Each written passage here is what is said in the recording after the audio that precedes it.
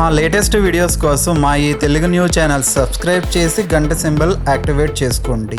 రేపు ఒక గ్లాస్ కుంకుమ నీళ్ళతో ఇలా చేసి చూడండి. ఒక్క గంటలో మీరు అద్భుతాన్ని చూస్తారు. మీ దశ తిరిగిపోతుంది. మీ సమస్యలన్నీ కూడా తీరిపోతాయి. కష్టాలన్నీ కూడా తీరిపోతాయి.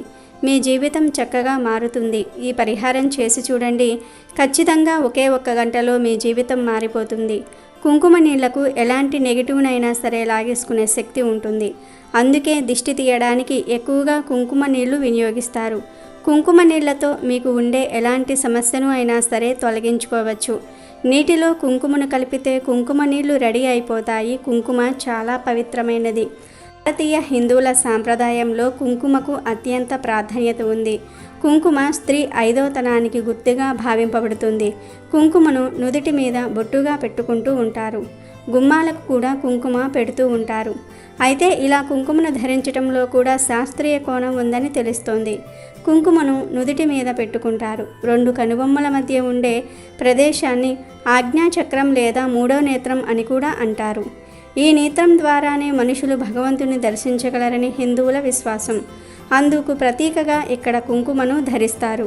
ఇక్కడే అన్ని నాడుల కేంద్రం ఉంటుందని భారతీయ సంస్కృతిలో గురువుల నమ్మకం.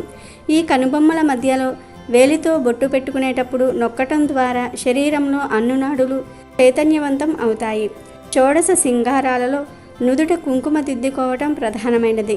గడపకు పసుపు రాసి కుంకుమ బొట్లు పెడితే శుభప్రదమని, లక్ష్మీదేవి వస్తుందని విశ్వసిస్తారు. పెళ్లైన స్త్రీలు పసుపును తాలిబొట్టుకు అద్దుకుని కుంకుమను ముఖాన దిద్దుకుంటారు. స్త్రీలు నుదుట కుంకుమను దిద్దుకుంటారు. అలాగే గుడికి వెళ్ళినప్పుడు, పూజలు చేసినప్పుడు ఆడ మగ తేడా లేకుండా అందరూ కుంకుమ బొట్టు పెట్టుకోవటం ఓ సాంప్రదాయం. ఇక అమ్మవారి గుళ్ళల్లో అయితే కుంకుమార్చన తప్పనిసరి. హనుమాన్ దేవాలయాల్లోని ఆయన విగ్రహాలన్నీ నారింజ వర్ణంలోని సింధూరంలో కనిపిస్తాయి. ఎందుకంటే ఒకరోజు సీతాదేవి నుదుట సింధూరం దిద్దుకుంటే అది ఎందుకని అడిగిన హనుమతో రాముడి ఆయుష్ కోసం అని చెప్పిందంట సీతమ్మ. వెంటనే రామభక్తుడైన హనుమ జానకీరాముడు దీర్ఘాయుష్ కోసం ఒళ్ళంతా సింధూరాన్ని పులుముకున్నాడంట. ఆ రామభక్తే హనుమను చిరంజీవిగా చేసిందనేది పౌరాణిక కథనం. శివభక్తులు విభూతితో 3 అడ్డనామాలు తీసి మధ్యలో కుంకుమ బొట్టు పెడతారు. విష్ణు భక్తులు నాముగడ్డతో 2 నిలువు నామాలు తీసి మధ్యలో కుంకుమతో నిలువు నామం పెడతారు. వీరి సాంప్రదాయంలో 2 తెలుపు నామాలు విష్ణువు పాదాలతో సమానం, మధ్యలో ఎర్రనామం లక్ష్మీదేవికి ప్రతీకగా భావిస్తారు. ఇలా భక్తులందరూ కుంకుమను ధరిస్తారు. కుంకుమకు అతీత శక్తులు ఉన్నాయని శాస్త్రాలు కూడా చెప్తూ ఉన్నాయి. ఇంతటి పవిత్రత కలిగిన కుంకుమను నీటిలో కలిపి ఆ నీటితో ఈ చిన్న పరిహారం చేస్తే గంటలో మీ దశ తిరిగిపోతుంది. లక్షలు కాదు కోట్లు సంపాదించే యోగం వస్తుందని శాస్త్రాలు చెప్తూ ఉన్నాయి. అంటే మీ సంపాదన పెరుగుతుంది. మీరు ఎప్పుడూ ఊహించినంత విధంగా మీ సంపాదన పెరిగిపోతుందని అర్థం. కొంతమంది ఎంత సంపాదించినా ధనం ఖర్చయిపోతుందని, అవసరాలకు సరిపోవట్లేదని బాధపడుతూ ఉంటారు. అలాంటి వారు ఈ పరిహారం చేసుకుంటే చాలా చక్కగా సంపాదన అనేది పెరుగుతుంది. వేలు సంపాదించేవారు లక్షలు సంపాదిస్తారు. లక్షలు సంపాదించేవారు కోట్లు సంపాదిస్తారు. నియమం ప్రకారం చేయాలి. ఈ పరిహారాన్ని చాలా రహస్యంగా చేసుకోవాలి. మగవారైనా ఆడవారైనా ఎవరైనా సరే చేసుకోవచ్చు. అసలు కుంకుమ నీళ్ళతో ఏం చెయ్యాలో ఇప్పుడు మనం ఈ వీడియోలో వివరంగా తెలుసుకుందాం. అంతకన్నా ముందు ఒక దొంగ మనసును మార్చిన రాజు కథను విందాం. ఫ్రెండ్స్, ఫస్ట్ అయితే ఈ వీడియోకి ఒక లైక్ కొట్టి మా ఛానల్ని సబ్స్క్రైబ్ చేసుకోండి. శ్రీపురంలో గోవిందుడు అనే ఒక యువకుడు ఉండేవాడు. వాడు చిన్నప్పటి నుండే దొంగతనాలకు అలవాటు పడ్డాడు. ఎవ్వరికీ పట్టుబడకుండా ఎంతో ఉపాయంగా దొంగతనాలు చేసేవాడు. వాడిని పట్టుకోవడానికి ఎంతోమంది ప్రయత్నించినా లాభం లేకపోయింది. ఈ విషయం ఆ నోట ఈ నోట పాకీరాజు గారికి తెలిసింది. రాజు రంగనాథుడు దయార్థ హృదయుడు. ఇలాంటి వారిని ఎంతోమందిని మంచివారిగా మార్చాడు. రాజుగారికి వీడి విషయం తెలిసిన మరునాడే వాడిని పట్టుకురమ్మని భటులను పంపాడు. భటులను పంపుతున్న విషయాన్ని ముందుగానే ఆ ఊరి ప్రజలకు గోవిందుడికి తెలిసేటట్లు చేశాడు. భటులు ఊళ్ళోకి వచ్చారన్న వార్త విని గోవిందుడు పారిపోసాగాడు. పథకం ప్రకారం రాజభటులు గోవిందుడిని చంద్రగిరి అడవిలోకి వెళ్ళేటట్లు తరిమి కొట్టారు. అడవిని జాగ్రత్తగా దాటితే నందపురం చేరుకోవచ్చు అనుకుంటూ వడివడిగా నడవసాగాడు గోవిందుడు. సాయంత్రం అయ్యింది. చీకట్లు ముసురుకున్నాయి. అలసిన గోవిందుడు రాత్రికి విశ్రాంతి తీసుకోవడం కోసం ఎత్తైన చెట్టును ఎక్కబోతూ ఉండగా, ఎవర్రా నువ్వు, ఎందుకు నా చెట్టును ఎక్కుతూ ఉన్నావు అన్న మాటను వినిపించి భయంగా కిందకు చూశాడు. చెట్టు కింద ఒక భయంకరాకారుడు నిలబడి ఉన్నాడు. రాక్షసుడి లాంటి వాడి ఆకారం చూడగానే భయం వల్ల గోవిందుడికి నోటమాట రాలేదు. భయపడకు, చెట్టు దిగిరా, నేను నిన్నేమీ చెయ్యను అన్నాడు ఆ భయంకరాకారుడు. గోవిందుడు చెట్టు దిగి వచ్చాడు. ఎవరు నువ్వు, ఈ అడవిలోనికి ఎందుకు వచ్చావు అని గోవిందుణ్ణి అడిగాడు ఆ భయంకరాకారుడు. అప్పుడు గోవిందుడు వణికిపోతూ, నేను ఒక దొంగను, రాజభటులు నన్ను ఈ అడవిలోనికి తరిమినారు అన్నాడు. భయపడకు, నేను ఒక రాక్షసుణ్ణి, ఎప్పుడూ ఇక్కడే తిరుగుతూ ఉంటాను. ఈ చెట్టు నా నివాసం, నేను నీకు కొంత డబ్బు ఇస్తాను, దొంగతనాలు మానేసి వ్యాపారం చేసుకుని బ్రతుకుతావా అని గోవిందుడిని అడిగాడు ఆ రాక్షసుడు. దానికి గోవిందుడు సంతోషంగా, ఇప్పటికే సగం చచ్చి ఉన్నాను, ఇక దొంగతనాలు చెయ్యను, నువ్వు చెప్పినట్లే వ్యాపారం చేసుకుని బ్రతుకుతాను అన్నాడు. రాక్షసుడు ఆ చెట్టు త్వరలో నుంచి పెద్ద డబ్బు మూట తీశాడు. అందులో నుంచి కొంత డబ్బును తీసి గోవిందుడికి చేతికి ఇస్తూ, చెట్టెక్కి పడుకుని రేపు ఉదయాన్నే ఇక్కడి నుండి పో అని మిగిలిన డబ్బు మూటను తిరిగి త్వరలో ఉంచి చీకట్లోకి దూకి మాయమైపోయాడు. రాక్షసుడు తన చేతికి ఇచ్చిన డబ్బు అంత సంతోషపెట్టలేదు గాని అతను తిరిగి త్వరలో పెట్టిన డబ్బు మూటను చూడగానే మటుకు గోవిందుడికి కళ్ళు మెరిశాయి. మొత్తం డబ్బును ఎలా కాజేయాలా అని ఆలోచనలో రాత్రంతా గడిపాడు. ఉదయాన్నే లేచి ఆ త్వరలో డబ్బు మూట ఉందా లేదా అని చూడాలనుకున్నాడు. కానీ ధైర్యం చాలక అక్కడి నుండి వెళ్ళిపోయాడు. అట్లా నందపురం చేరిన గోవిందుడు నేరుగా తనకు తెలిసిన ఓ మాంత్రికుడి దగ్గరికి వెళ్ళాడు. తనకు రాక్షసుడు ఇచ్చిన డబ్బునే ఎరవేసి ఆ రాక్షసుణ్ణి ఆ అడవిలో నుంచి ప్రారదోలాలని ఒప్పందం కుదుర్చుకున్నాడు. ఆ మాంత్రికుడిని తను అంతకు ముందు పట్టుకున్న చెట్టు వద్దకు తీసుకువచ్చాడు. మాంత్రికుడు చాలాసేపు ఏవేవో మంత్రాలు చదివి రాక్షసుణ్ణి ప్రారదోలాను రా, వాడు ఇక నిన్ను పీడించడు అని చెప్పి డబ్బులు పుచ్చుకొని వెళ్ళిపోయాడు. మాంత్రికుడు అటు వెళ్ళగానే ఇటు త్వరలో చెయ్యి పెట్టి డబ్బు మూటను బయటకు తీశాడు గోవిందుడు. సంతోషంతో పరుగు పరుగున ఇంటికి చేరి మూట విప్పాడు.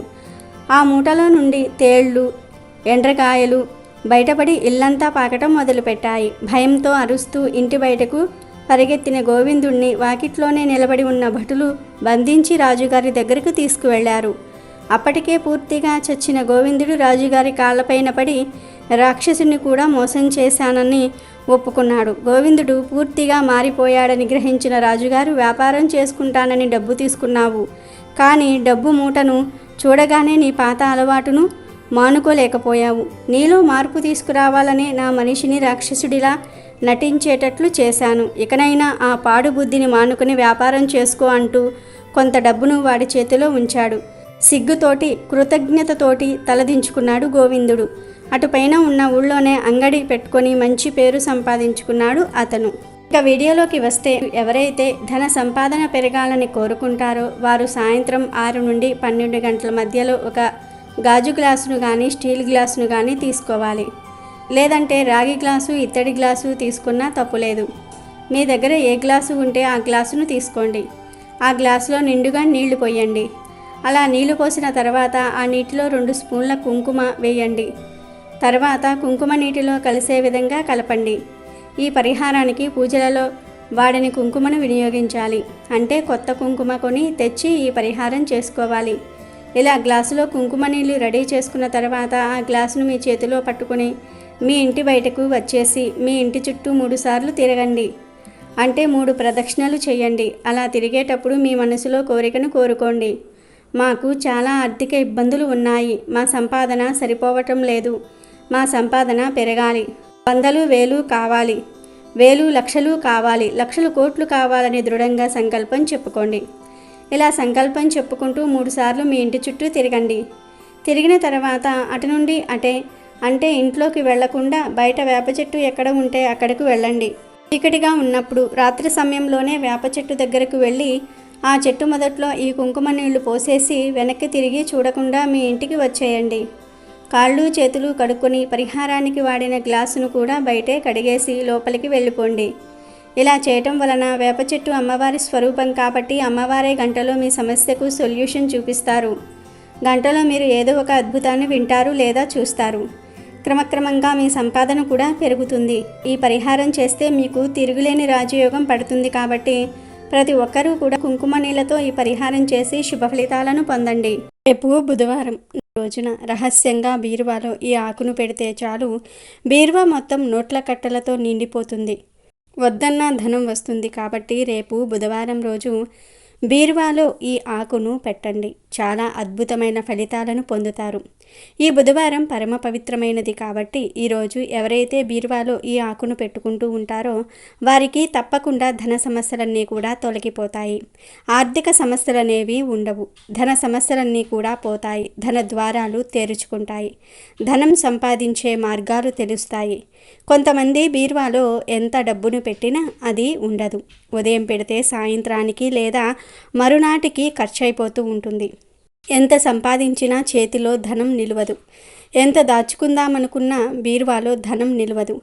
ఫ్యూచర్ కోసం కొంత ధనం దాచుకోవాలని అందరికీ ఉంటుంది. మరి అలా ధనం దాచుకోవాలన్నా, బీరువాలో ధనం నిలవాలన్నా బుధవారం రోజు ఒక చిన్న పరిహారాన్ని చేయాలి.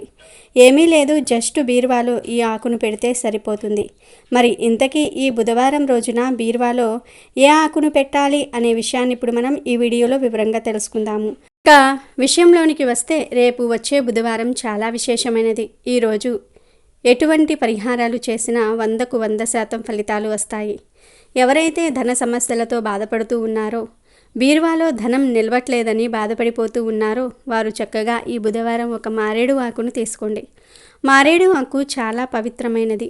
మారేడు ఆకుకు ఐశ్వర్యాన్ని ఆకర్షించే శక్తి ఉంది. మన కష్టాలను తొలగించే శక్తి మారేడు ఆకుకు ఉంది. ఆ మారేడు ఆకును బీరువాలో పెట్టండి. అది ఎలా పెట్టాలంటే ఏమీ లేదు, రేపు బుధవారం రోజు చక్కగా ఒక మంచి మారేడు ఆకును తెచ్చుకోండి. చిరుగులు లేని మంచి మారేడు ఆకును తెచ్చుకొని ఆ ఆకును పసుపు కలిపిన నీటితో కడగండి. ఆ తర్వాత కొద్దిగా కుంకుమను తీసుకొని ఆ కుంకుమలో చిటికెడు పచ్చకర్పూరం కూడా కలపండి. తర్వాత ఈ కుంకుమను కర్పూరాన్ని నీళ్లు కలిపి పేస్ట్ లాగా తయారు చేసి ఆ పేస్టుతో మారేడు దళం యొక్క 3 ఆకుల మీద 3 కుంకుమ బొట్లు పెట్టండి.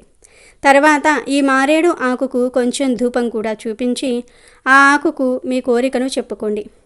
మా బీరువాలో ధనం నిలవాలి, మాకు ధనం కలిసి రావాలి, ఆ ధనం అనవసరంగా ఖర్చు అవ్వకూడదు, ఫ్యూచర్ అవసరాలకు ఉపయోగపడాలి అని మనసారా సంకల్పం చెప్పుకోండి. తర్వాత ఆ మారేడు ఆకును తీసుకుని వెళ్ళి మీ బీరువాలో డబ్బులు దాచే లాకర్లో పెట్టుకోండి. ఇలా ఈ చిన్న పరిహారాన్ని చేసుకోవటం వలన ధనం ఖర్చవ్వకుండా ఉంటుంది. మీ బీరువా ఎప్పుడూ ధనంతో నిండుగా ఉంటుంది. నోట్ల కట్టలతో నిండిపోతుంది. అసలు ధన సమస్యలు అనేవే రావు. ఇలా పెట్టిన ఆకును 6 నెలల తర్వాత మళ్ళీ ఏదైనా ఒక బుధవారం రోజు మార్చుకోవాలి. అంటే పాత ఆకును తీసి పారే నీటిలో పడేసి మళ్ళీ ఇంకొక ఆకుతో పరిహారం చేసుకొని బీరువాలో పెట్టుకుంటే చాలు. ధనానికి లోటనేదే రాదు. కాబట్టి అందరూ బుధవారం రోజు ఈ ఆకును బీరువాలో పెట్టి ధనానికి లోటు లేకుండా ఆనందంగా జీవించండి. వీడియో నచ్చితే లైక్ చేయండి, షేర్ చేయండి, బట్ సబ్స్క్రైబ్ చేసుకోవడం మర్చిపోవద్దు.